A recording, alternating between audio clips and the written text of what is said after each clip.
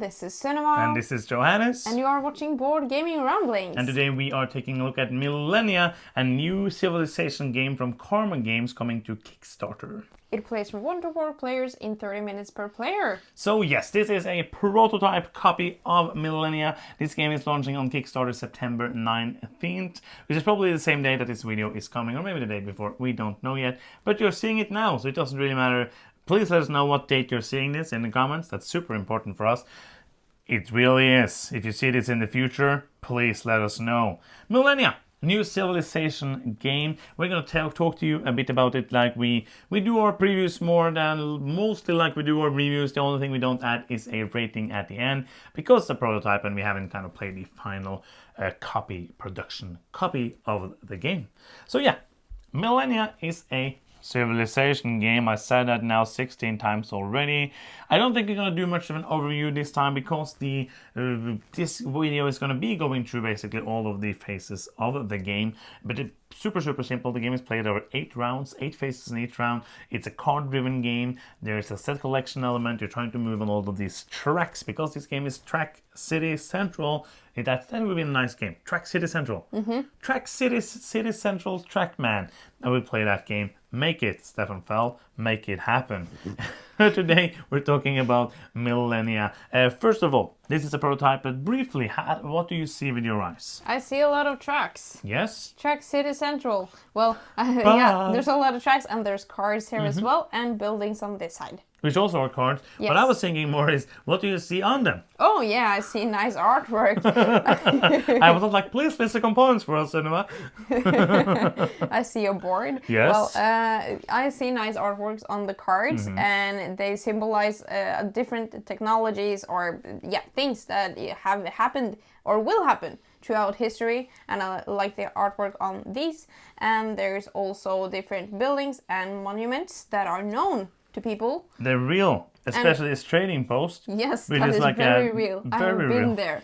And I also love the what do you call it? Progression of time in the tracks. On the tracks, which I really enjoy. Didn't see that before the second time we played, but that's just telling you how much we like tracks because we didn't see that there were other things around the tracks when we saw the tracks. But other than that, it looks like a really old school game. It's just like, it's tracks. Yes. This is what you get. But there's many new games with tracks as well, so it doesn't have to be old to be tracks. It just has to be good Euro stuff. The game is about 2 to 3 hours long. I spoke to the publisher, or the designer, the publisher, I mean, and they also said that like the game is probably going to be 2 to 3 hours with 4 people, so a bit more maybe than 30 minutes, 30 to 45 minutes per player. We played it 2 and 4 players. I liked it with 2. I liked it better with 4. I agree. Do you agree with that? Yeah. Like there was more interaction, more stuff going on, more fighting for the cards and all of that in a 4-player game, even though there is ways to, or there is like the game is, there's less cards available when you play with 2 people. It was a little more interesting with 4. So how this video is going to be structured is that we're going to go through the 8 phases, explain a bit about them and also what we like or might not like about those phases to give you an insight if this might be a game for you. There's so many games to back, so if this video helps you one way or the other, that is what this is all about. Yeah. What is the first phase? First, let's just very briefly, because we are a huge fan of these kind of things. There's a nice player rate. It looks like this. It has all the faces. It also has this super numbery reference on the back, which will make sense by the end of this review. Yes. This is a good one, just so you know. Yes. And also it has this 2-sided, it's actually only one side because it's only one side of only one, it's double-sided in this version, but it has the same information, so it's not really needed to be double-sided that way. So let's talk about the phases in the game. First of all, what is the first phase? Setup. Yeah, don't need to talk about that. Yeah. You're setting up the game. It's not like, we don't like in the setup, it's that you have to set things up. Yeah, that I would love be that bad. in a game. What is the second phase? It is drafting. More interesting things to talk about there. Go. Yes, absolutely. There is one of each tech. Every game, or every age is the thing that I'm supposed to say. And I love that. You know that if you need this military card, for example. How does the drafting work? What do you do? Yeah, you put a token here, or here, Yes. or here, or here, or here, or here, or here, or here, or here. Yes, you get it. And you can, if I put there, I can, for example, take this, and now I have it. Yes, that's how drafting And works. now you can say the other things. Yeah. It makes more sense Yeah, now. now it makes sense. And then I know that if I need one of these cards, I will be able to get it if somebody else doesn't draw it first, Yes. but there's no randomness in what comes out each round. That's really good. And it's not like, oh, this round, this is a super ability. They are slightly different. We're going to talk more about that later. In each age, they are slightly different. The next phase is the prosperity phase. Talk to me about that. Oh, yeah, you can also, in the drafting phase... We're back to the drafting phase now. Place here to do some special actions in the next... That's true. Let's go round. next phase. Yes. Prosperity. Yes, because there's a lot of different reasons why you want to draft different cards. The longevity of the cards, or the ability, or also the symbol matching the prosperity for that round. So there will be some random cards that you need to get prosperity, and if you have those pairs of cards, you will move up on this prosperity track. Yeah, you need... Prosperity track. There's basically a pair per player, Yeah. and you get to move on the track if you have at least one of those pairs. You can only move on this prosperity track, which is going to give you loads of points if you max it by the end of the round. Next phase is the income phase. Very simple. You're going to get income. You're going to get income for the income track, and then the super cool thing, which I'm always a fan of, multiple reasons for doing an action. Yeah. And that is that depending on where you draft in the drafting phase, you're going to get income as well. If you draft lots of cards up here, you're going to get few cards. That's kind of like the only randomness element in that kind of draft. Yeah, where it is. Yeah, because if everything I need is also very bad, I have to like be okay. Is it worth it then to take the things I need? Because but then fewer people might want to take them, but right. also you're gonna get less money. But there's other ways to work around that. And all the way down here, you have 5 coins for each one you place here, but you only get that if you have the unlock. And there's different ways to get it. The most obvious one is to take, as you say, that technology, and if you have that technology in front of you, you can unlock that and get those points. After the income phase, then we're going into the building phase, where you get to use all your hard-earned money on buildings. Yes, and the buildings are over here. Some of them have these abilities that provide you benefits throughout the round. Abilities that provides you horrible things. I use this ability. You lose 16 points. That's true. That usually is a benefit that you get. And also some final scoring on these yellow cards, and these monuments up here that are also final scoring. Yeah, the wonders are usually very expensive, and they are usually have something to do with the tracks, how you move on the tracks. There's a lot of scoring for tracks, basically, and then you have like very cool abilities, and these are more random. Yeah. So there's I think 3 of each wonder for each age. There's going to be one. This is just like, this is not a real setup, by the way. So it's not like the lore. I don't know if these are in the same category or the same age. I don't know. We just set up so you get an example of how it might look. But you are going to have 2. You're also going to see the next 2, so you can kind of like, if it's super important for you to get one, you can draft the card that lets you be the first player who build each round, for example, so that you get to build that super important card for you next round. I like the variability in these. It's not like, because here you cannot be like, oh, I'm doing this strategy because of that building card. It's more going to be like, I'm getting this building card and then I'm going to do that strategy. And that's going to change out how you play. I really like the buildings. They basically are not hard to understand. Like, the buildings are not like, oh, this is changing the game, because most of what you're doing is getting these sets to move on the tracks, which are coming to soon. Yeah. And that is going to be like ways of doing that in a better or smoother or different way. Yeah. Next phase is the action phase. Yes, and here all the players are playing simultaneously. Which I don't like. Well, I don't mind it in this game, because it would be a very, very, very, very, very long game if you would play it one by one. And also, sometimes I am curious what you are doing, but mostly I'm not anyways. So...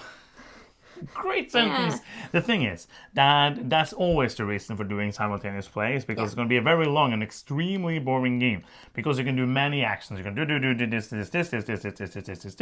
and that's going to be very, very uninteresting me to look at, because it's completely solitaire. And the thing that makes it less annoying to me, because I lose kind of like my grip on the game. I don't mind multiplayer solitaire games, but I love looking around the table saying, oh, you did that action, that's nice, you did that action, that's nice, and you're losing that kind of here. You do all the things and then like suddenly someone is moving up, suddenly something is here on the map. You don't get that like feeling of how that happened, which is something many people don't care about it, but it's something that makes me kind of detach me from the game. But the thing that makes this game still be very good, spoiler for me, is that everything else is interactive. Yeah, I like agree. you have the drafting is very interactive. The building draft basically is interactive. The War.Phase becoming too interactive. So there's loads of things that makes me care about what the other people do.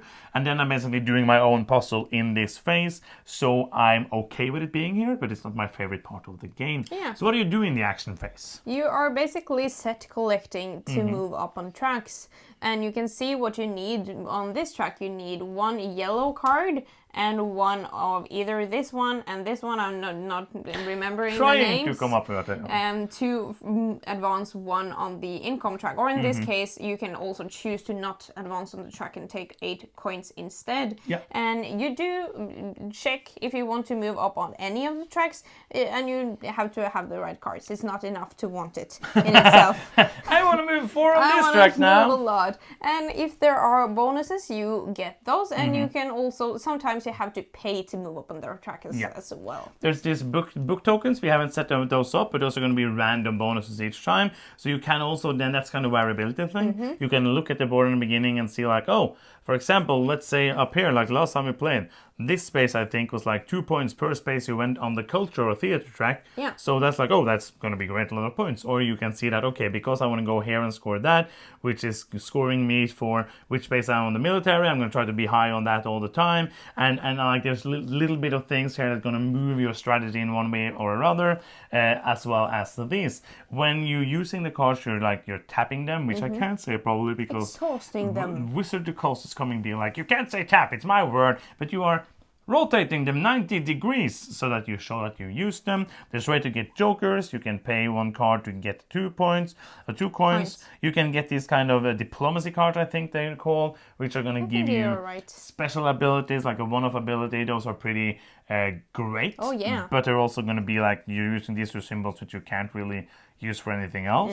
And also you have the science action where you can use science symbols where you can get from a special ability, you can get from these spending the cards, and then you get to do you get some points or coins, but you can also do this, place one of your little vials on one of the science cards that then gives you a special powerful ability. I've been horrible at those, but looking at other people, getting great things from them throughout the game as well. So there's many different ways to go. First time we played, this was pretty overwhelming. Yes, absolutely. But I think that after one play, it was much more easy. And I think that first time, you're just like, okay, I have these 2 cards. I can try to move up here. I don't know what it gives me. I can't really focus on like the bonuses that you said, like but when you played it a couple of times, you get more a overall sense of meaningfulness when you play the game. Yeah, so next phase after the action phase is the war phase. And this is a very abstract war phase. You have a war track here that goes to 6/7. To be able to move to 7th, you have to be on the 5 on this green 3-person track. It's not called that, but that's 3-person track. Yeah. We're so bad at theme. Like I know there's a theme here because it's basically history, but I still don't understand it because I see mechanisms with my mind. What you can do here is that what happens here is that the person who is the least up on the track, so let's say one is on 1 and one is on 4, one is on 6, then everybody's going to move down 1 space because the last person is going to basically kill one of the other ones. That's guess what's happening. Yeah, the lowest one goes to 0. Yes, and then you score the points that you're on. And you get 1 negative point for each person that is in front of you. So you could ignore war, but that's going to give you lots of negative points and easy points for the other ones. So if somebody goes for war, it's very good to just like do up to 3. Because then you have to, then we'll fall down 3 and I have to spend more time to moving up on the track again. And I think that the war track then is a very nice way of doing war. And this is not like in neither True the Ages or Nations, which is the more Euro of them. There you have to kind of do something to stop the war from being powerful, and you lose stuff if you're not there. Here's just like you're losing some points, but you can get quite a few points from it. Yeah, I like it. I absolutely enjoy that War.Phase, the way of doing that. The next phase is Upkeep. Which is cool. Yes, and this is, I think, my favorite part of the game. Yes. Which, like, the thing that makes this game not just any other game with tracks. Yeah. Well, yeah. It is that all of the cards in the game, like, not final scoring, but for example, these cards or these buildings, crossover. Crossover dance. Yeah. Have a limited time that they work. So they become obsolete after, for example, this card that you would get in round 5. Yeah. It works in round 5, and after round 6, you have to throw it away. It also works in round 6. So it works in round 5 and 6. Yeah, so 2 rounds. And then it goes away. Yeah. So when you're drafting cards, sometimes you're like, oh, I really want this card, but it's going to get discarded after this round. And then, okay, do I really want it? Then I also get only 2 coins for it. Maybe that's not worth it. Maybe I'm going to go down here and move on the 3-person track instead. And that will be better because that's going to cost me 2 cards. And even the card I wanted was one of them. So that's going to be even better for me in that way. So it adds that little extra thing. And that is what these little numbers were.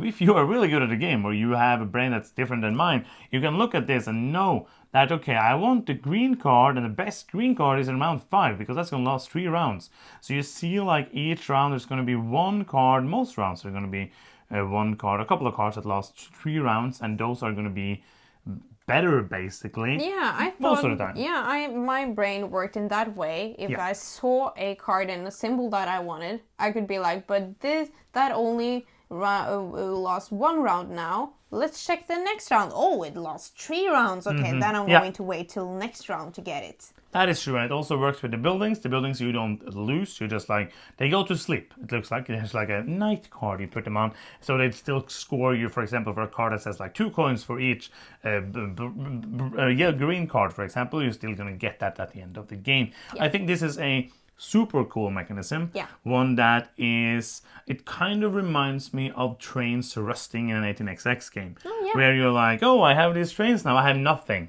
And a lot of this game is planning on when you will lose things, because if you lose everything in 1 round, it's going to feel so hard to work up next round. There's one game we played, I was like, oh, I lost 1 card now, and the next round I lost everything. I was like, oh, I have 1 card left now, and I'm going to have to work on everything to get stuff going again. And that's a super cool mechanism, my favorite part of the game. Yes. So that is basically what you're going to do. You're going to go through that 8 times, scoring points for many different ways. You're not going to go into all of them. You're scoring most of your points for the tracks here, for the wonders and the end of game scorings. You're going to score quite a few points in this game, and it's going to be a longer gaming experience. Yes. So the weight, and who is this game for? This is a medium weight Euro. Rules wise, there's not a lot. There's a lot of phases in this game, and there's a lot of tracks to keep track. Hey! If you love tracks, I think you should check this out. But the tracks aren't the favorite part of my favorite part of the game. So if you like these interesting drafting games, a very Euro-y civilization game, I think you should check it out as well. I feel it's more of a abstract civilization game. Like there's no map, you're not building up a civilization in that way. It's completely card driven. It's very dry, but I love dry games, so I really enjoyed my plays of this. I think that if you've been looking for a civilization game and you're like, oh, Through the Ages is too much for me, which is for me too much fighting. Nations is also like a civilization game with cards, card driven, but it's completely different from this. It's very, very different. I really enjoyed this, and we hope this review or this video, preview review, whatever you want to call it, it's a preview basically. Still calling it that, even though we're doing like more of a review thing. I think you will like it. If you don't like tracks, I don't think you'll like it. If you're looking for a more of the way Through the Ages is, this might not be for you. Like, this is very much a set collecting, moving on the tracks, trying to maximize the scoring in that way, trying to get the points and do the things that are on the cards so that you score the most points. That is very much what you're doing in this game. Yes. So basically, it's not going to be for those kind of people, but if you like a drier track Euro game, this might as well be for you. Yeah. So if you hopefully you found this video to help you tell you if this game might be for you or not, check out the Kickstarter campaign on the 19th of September, which is probably today. And yeah, that is the end of the video. If you are still here and you haven't done so yet, you can help us out in a big way by giving us a victory point. Yes, and we get victory points when you click that subscribe button down there. You can also click the bell to get notifications every time we post a new video. And that is the end of this video. You've been watching it. I'm Johannes. I'm Cinema. And you've been watching Board Gaming Ramblings. And bye-bye.